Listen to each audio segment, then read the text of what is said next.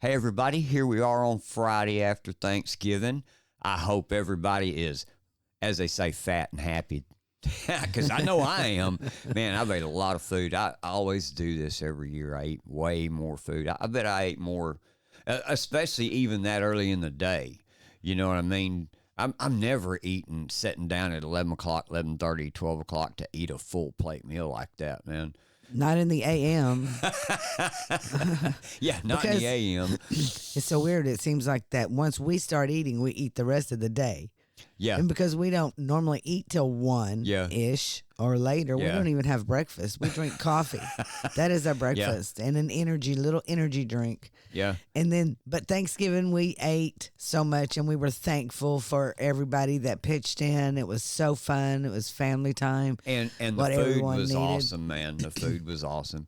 And we ate some dinner rolls that came from flour that's produced in Italy, and they buy that flour because they don't like the ingredients in big food, American big food factories here that make flour here, so they don't like those ingredients. So they import their own flour to make their rolls, and it was they were really good. They were really good. Yeah. I mean, I'm dreaming of them now. I mean, you don't even need to put any butter or anything on them. No, they were awesome. They were just awesome. Rolls, and they were kind of sweet, and I really enjoyed them. Yep. You know, and I even brought a couple home to eat cold later, and that was even good. Yeah, they were nice. Could have made you a little sandwich. And I hope that everybody else out there, I hope that everybody had an awesome holiday, had an awesome Thanksgiving. I hope that all of you spent it with your family and your friends, and you had time to sit around and really, truly look the room over, man, and realize all the things that you have in your life that you're thankful for, man. And most of all, I'm thankful most of all for my Savior, Jesus Christ. And amen. Hey, from that point forward, let's talk about something else that we're thankful for, which was November the 5th in a resounding vote. A mandate, as a matter of fact. The people's voice was loud and proud, and we've elected the man we want in office. And people, that was a battle that we faced. We faced this battle for 4 years, but we're not through. That was just a battle. The war's still on. Here's some things that are still going on that we think you need to know about. We think you need to be aware of, and things that we have been being aware of in the past. Yes, reminders. Yes, reminders. We will be reminding definitely. you. Here's a question. What's Mark Zuckerberg doing at Mar-A-Lago? After all that Zuck has done in the past 8 years, what is Zuck doing at Mar-A-Lago? I think it's absolutely nuts, isn't it, that he's there. Everyone on social media is going crazy that he even dared. But that is Mark Zuckerberg. You know, he like puts his finger up and feels which way the wind blows. Yeah. You know what I mean? And you know what's popular right now? Reform. Yes. It is popular. You know, but no one in the MAGA movement and in this movement that we have been a part of, but here on X, I'm going to read a couple of them. Yeah. One of them's from Insurrection Barbie. She said, Mark Zuckerberg needs to be held accountable for lying to Congress about censoring conservatives. No amount of kissing the ring at Mar-A-Lago should matter, not to mention how he tried to buy the 2020 election. Yeah. And, you know, I want to say something there. He did buy the 2020 election. Yes, he did. And Laura Loomer said, why did Mark Zuckerberg allow for pedophiles to have accounts, but he banned Donald Trump? You know, why is this thing working still very much not allowed to be seen by everybody else? We are restricted on constantly Facebook. On Facebook. Yep. Facebook will pull our live streams down in a second. And I've yet to figure that out. Insurrection Barbie again said, Mark Zuckerberg can kiss the ring all he wants. He still lied to Congress. He still knowingly censored conservatives to help Democrats win, and he still spent over $400 million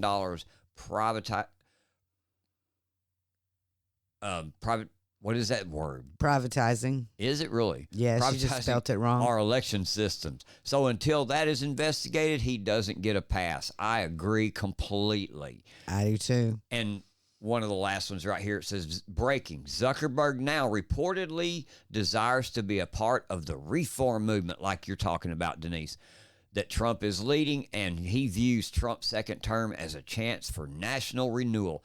Hey, Mark Zuckerberg, we remember everything that you done, and you even went on Rogan and admitted all that you done to censor people, to help rig the 2020 election, to work with the FBI. We remember every bit of that. You need to get out of Mar-A-Lago. He needs to go away. Yes. Immediately. This is still this is still a battle that we're facing here, guys. Like we say, we're still in the battle. We ain't won the war yet. We're still in the battle. He wants to be Elon. This is a See, Elon has really brought brought a different side. Elon has been on the up and up from the start. He has been honest, and he just wants free and fair elections like everybody else. Yeah. He wants a safe America. Yeah. And we're not right now. Yep. And the other battle that we're still facing is the fact that there are prisoners still being held, political prisoners still being held in D.C. gulags all the way from January 6th of 2021. And Julie Kelly put a tweet out today. She said that this is from a recent sentencing memo filed by the D.C. U.S. Attorney Matthew Graves for a J6er convicted of 4 nonviolent misdemeanors.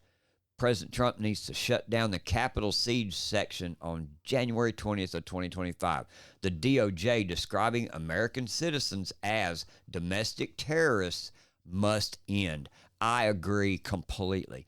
And what she's talking about is in this sentencing memo, it's titled General Deterrence, and it says a significant sentence is necessary, in quotes, to afford adequate deterrence to criminal conduct by others, 18 U.S.C.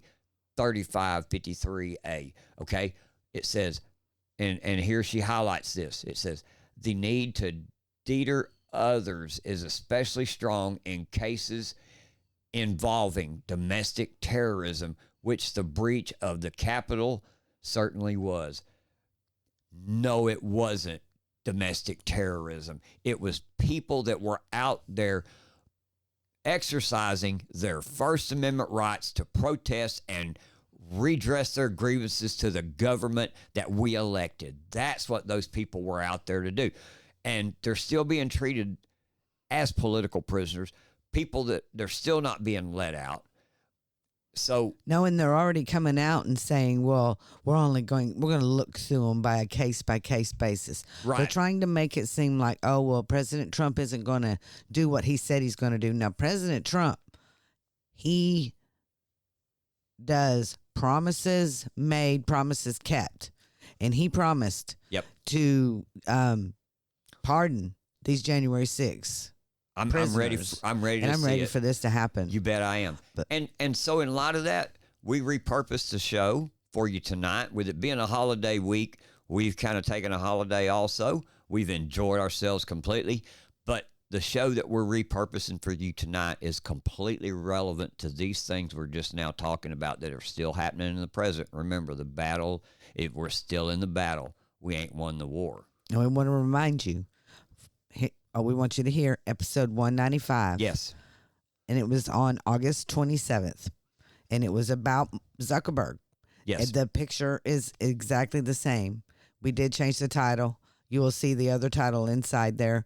If you continue watching on Rumble especially, you'll see it.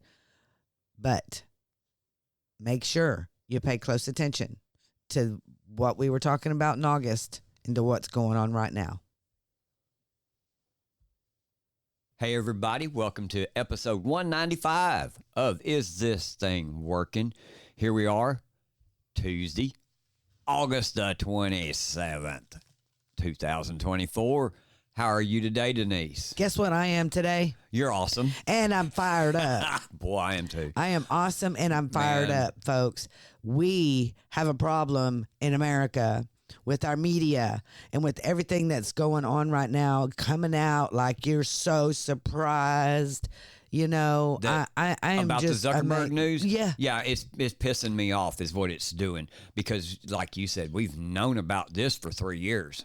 Yeah, what's up with this? But we're going to talk about this today. We don't want to get all in the weeds right now, because then the show will go off the rails, because that's what we're good at doing, is going off the rails. But we're going to talk about that, and we're going to talk about President Trump yesterday and how presidential he looked at Arlington Cemetery yesterday.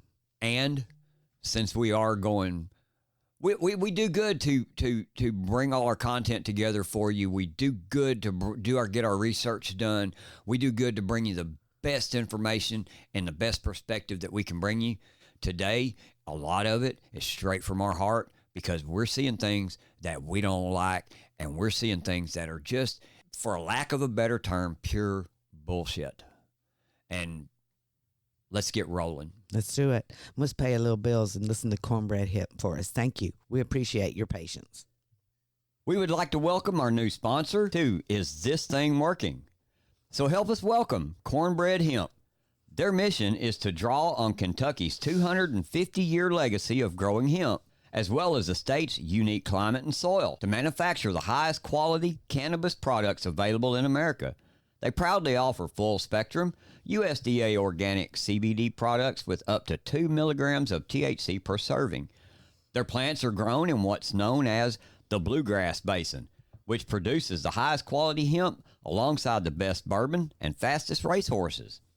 Cornbread Hemp is one of the very few, if not only, CBD brands in America who exclusively use the hemp flower to create their CBD extract, called Flower Only CBD, and they want the world to know.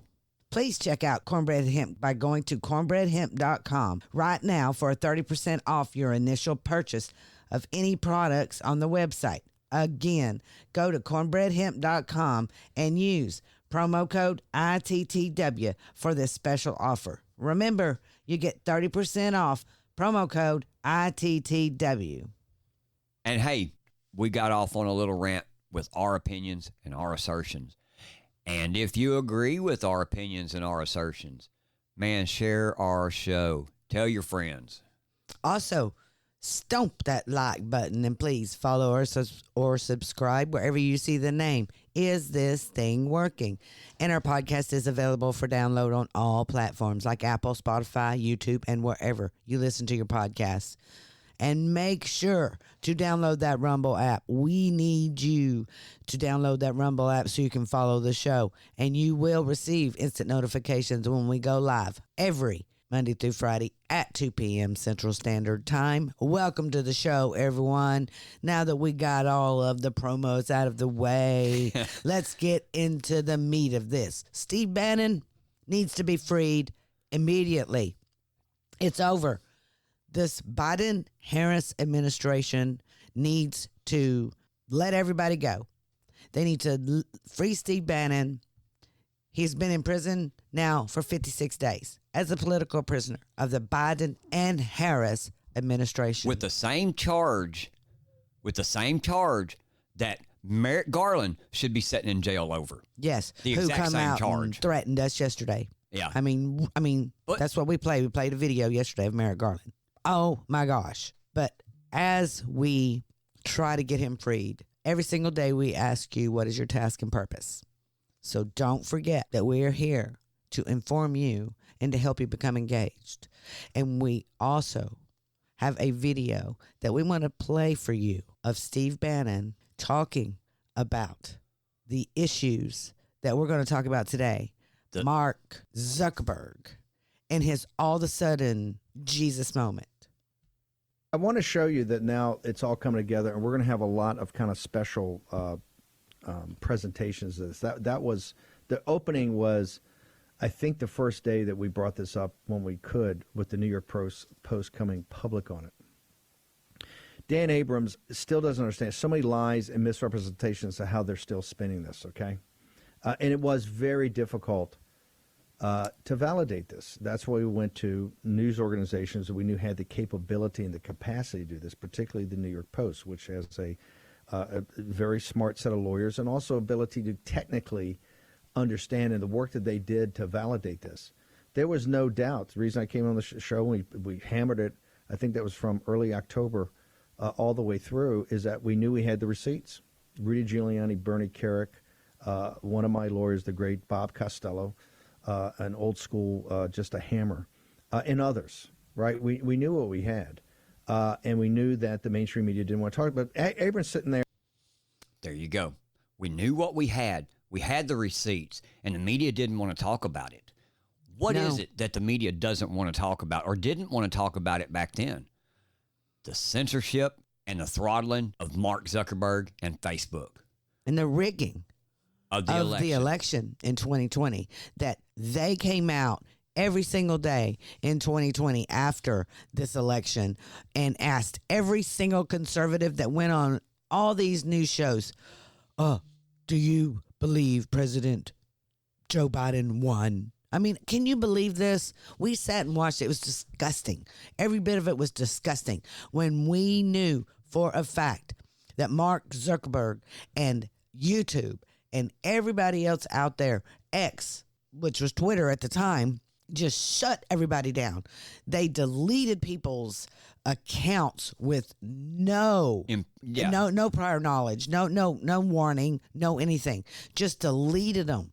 You know, why do you think he comes out now? Yeah. Why do you think he comes out now? I get it. Why now? Patrick Bet-David's got three little theories here that he believes it is. He says this in a tweet. He said that Mark Zuckerberg just admitted to working with the Biden-Harris administration to censor Americans. He's either admitted to this because, one, he's being honorable, two, he's done with the Democrat Party, or three, he's getting ahead of a whistleblower. PBD said, hey, either way, this is a very hard letter to write. I don't think that it was a very hard letter to write. It looks to me like the same letter that he's written before. Exactly. It's like a form letter or something. I mean, because we know already he's come out. He came out on Rogan and he talked about the FBI was involved. Well, if the FBI was involved, then the Biden and Harris administration was involved. Yes. So he's already told us this. He told us this about the laptop. And I think it was Mike Baker that was on Rogan too. I'm thinking Mike Baker. But I believe it was him that told Rogan that at the time that he was at a Facebook headquarters, that he seen Robert Mueller there, that he knows they had FBI offices in the damn place. We've known that for a couple of years or longer. You know, like you say, to your point, we understand all these things. Why come out now, man? Well, and there's something that we have been remiss in not reporting that much of, but Texas Attorney General Ken Paxton did sue Zuckerberg for millions of dollars and won. So I believe, this is just my theory, that a lot of discovery happened in that lawsuit that has not come out yet. That is now public knowledge. Yep. And we all need to get up on our booties and go find out what it is. And I'm talking about myself too, because I remember yesterday seeing Ken Paxton retweet this and go, yeah, this is part and parcel to me. Yeah. So we need to really think about the signal here. And that's where it's at. It has to do with that lawsuit that Ken Paxton did, because he can't censor Texans no more. We can sue him for censoring Texans now. And this is going to get big. And if every state would go in and do exactly what Ken Paxton did, then we wouldn't have to deal with this anymore. We would not have to deal with censorship. And one of the things that I really wanted to point out is, okay, Sarah Fields, I follow her on X, and she's a reporter for Publius. Yeah. Anyway, but she says this about Mark Zuckerberg. She says, never forget what Mark Zuckerberg did. 2 days after January 6, 2021, I drove to a reopened Texas rally at the Texas Capitol. Just before I left, I posted a video to Facebook and invited anyone who wanted to join, and stated that I had been invited to sing the national anthem. My post caught a lot of attention and went viral. A few hours after the video was posted, my account was removed permanently with no option to appeal. You might say, who cares? She said, my account was 15 years old. I had 15 years of photos and videos. This included photos of my children from the time they were born. This included photos of my time in the military, including photos with buddies who gave their lives for their country. I requested to have at least download my photos and videos. I was denied. I sent another request directly to internal higher up. I was denied again. In early 2021, I did not quite understand what was happening to my country. So I was naive to believe that my memories were safe on Facebook. Prior to 2020, I was not involved politically, and I thought I lived in a free country where my rights to free speech were protected. And I have since learned I was wrong. This happened to millions of people. Yes. Across the board. Yes. Because they stood up against the establishment, against the government. What we talked about yesterday, this isn't a DNR issue anymore, people. This is us. This is us. We, the people, have got to come together and stand up and go, that ain't happening, guys, anymore. You have no power unless we tell you you have power. 100%. Do you know what I mean? Yes, I do. And this gets us fired up because we have been talking about this over and over and over again. And all of a sudden, the mainstream pundits, that's all they want to talk about today. Fox News even told us to our face, this is going to be on every news station today. Why? Why is this on this news station? Why isn't this beautiful, beautiful message of President Trump yesterday at Arlington National Cemetery, laying wreaths in honor of those who were killed during the Abbey Gate bombing?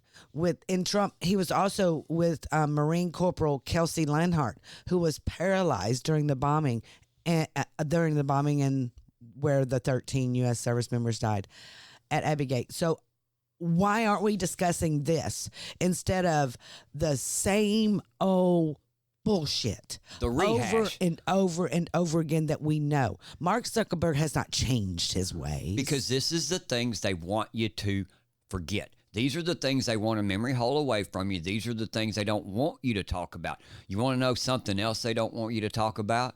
January 6th. And this is why I said today's show is coming more from the heart, man, because what we have seen go on in the last 4 years in our face, it was probably going on long before that, but now it's in your face. The evil's been shown to you. They're showing themselves to you today. And I seen this last night, and I read this entire tweet, and it's real long, and it's from Tim Hale. Tim was a J6 prisoner also. He spent 1,064 days in jail. It's heartbreaking. For being an American and standing up. And so it's a really, really long post, but I wanted to focus on just 3 paragraphs in this thing here. I want you to hear what this man has to say. This is where our country's at, man. And I say that because those people there's still people being held in jail. They're still going out and arresting people for what we know is a J6. It was a sham. What we know about it is a sham. And we talked about yesterday how Merrick Garland is still threatening people with the January 6th if you vote the wrong way or you think the wrong way. If you go against the transfer of power, a peaceful transfer of power, if you go against that, let me tell you something. This is why all of this that's going on, I had to bring this out because this is the biggest truth that I've seen. And considering the way that the news media cycle is trying to push things right now in the direction they're trying to push it and get this stuff out of the news, pisses me off. Tim Hale said when J6 was fresh on the minds of Americans and manufactured narratives were still largely unquestioned by both Democrats and Republicans, nobody cared if those of us rotting in the D.C. gulag were alive or dead. A lot may have changed over 3 years. That's the truth. He goes on to say it wasn't until November of 21 that Representative Gohmert and MTG were thankfully allowed to see our living conditions in the gulag. All the other elected representatives abandoned us, like my worthless congressman, Chris Smith, who ditched me and junked an investigation into USERRA violations against veterans I pioneered as a labor rep. Congressman Smith even voted for Nancy Pelosi's sham J6 committee in May of 2021. Political pundits, influencers, and talking heads from both parties condemned us and couldn't be bothered to weigh the pros and the cons of denying American citizens due process. Ben Shapiro, as late as August of 2021, notably said J6 defendants will end up rotting in prison, as they should.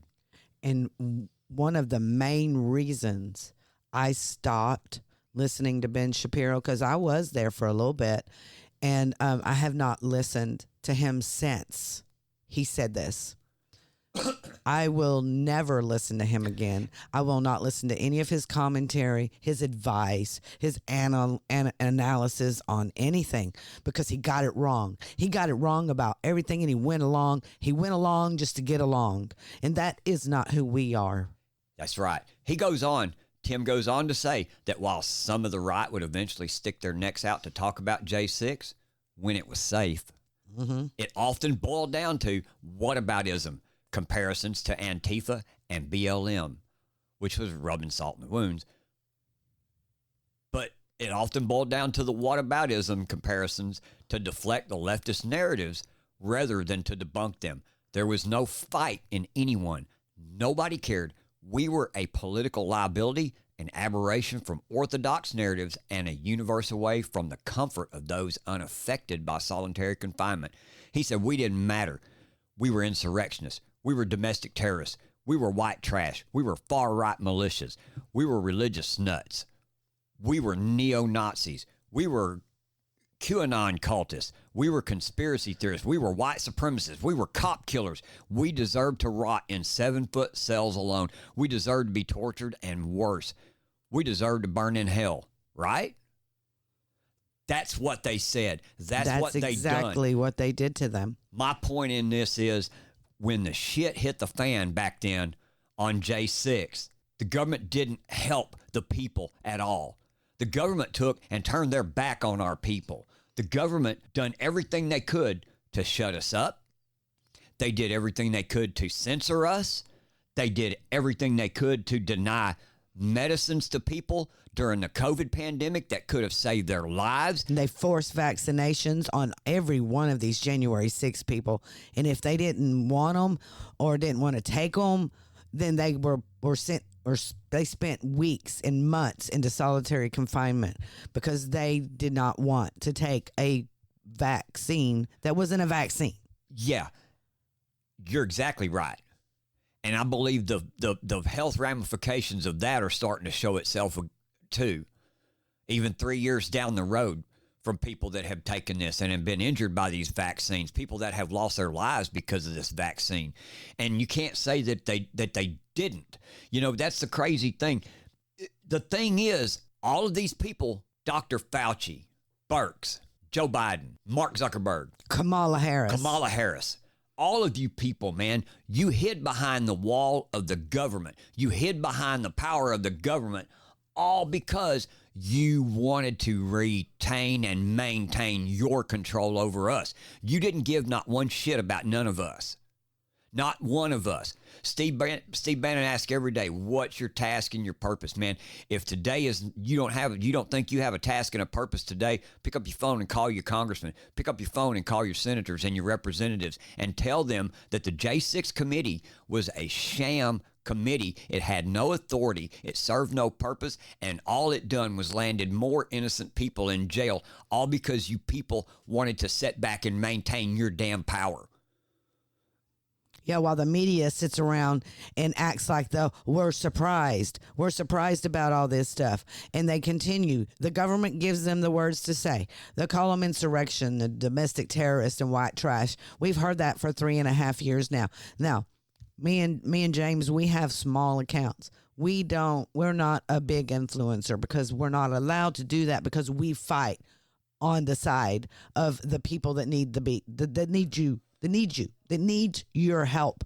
And we continue to fight. I have fought family members about the January 6th people. I have, been on that side, and we don't get heard because no one wants to hear the truth. And the truth is the government turned on the American people, and no one, no media, no influencers, nobody will stand up and allow our voices out there. So we need your help. We need you to spread the word. We need you to share and follow and talk about this. The one person that does do this, and I have her book, and that's Julie Kelly, and she is on X, and she has been 100% on their side at every court hearing, at every court case, at everything that they've done. She has taken money out of her pocket and given to these people, and they are trying to destroy her on X. So follow her also, and because that's who he is really, in essence, talking about before the end of his speech here that he does, his open letter. Please, folks, these people have been left to their own devices. There's another fellow, and I'm so sorry that I don't remember your name. He is homeless, living under a bridge. His wife threw him out. Their families, these people have lost businesses, families, whole cities won't let them stay. I mean, why? Why are we allowing this in America? I don't get it. I don't get it at all. And it's heartbreaking. It's heartbreaking every day to see what's going on and how we try to get the message out, and we get algorithmed out because we're not, on the side of calling them an insurrectionist when they're not. Exactly. And that's another point I wanted to bring up, I guess, because this is a rant session today. This is basically all that this is. The bigger accounts that are on there, if you don't help support the smaller accounts, and all that the smaller accounts ever get to do is see your influencer name out there or your other big account influencer name out there, you know what you are? Your narrative. Yeah, and you're part of the problem. You're part of the problem. If you're out today and you're promoting the Mark Zuckerberg story and talking about it and asking all these stupid questions that we've known now for 3 years, you're part of the problem. You are. I'll say it. You're part of the problem. And we have a lot of problems here in America. We have problems here in Texas, in every state in America, with this wide open border and things that we've been trying to talk to you about, or have been talking about for a year now, about the NGOs and how they're signing up illegals. And then Abbott comes out yesterday, our wonderful governor. Hey, he is pretty good.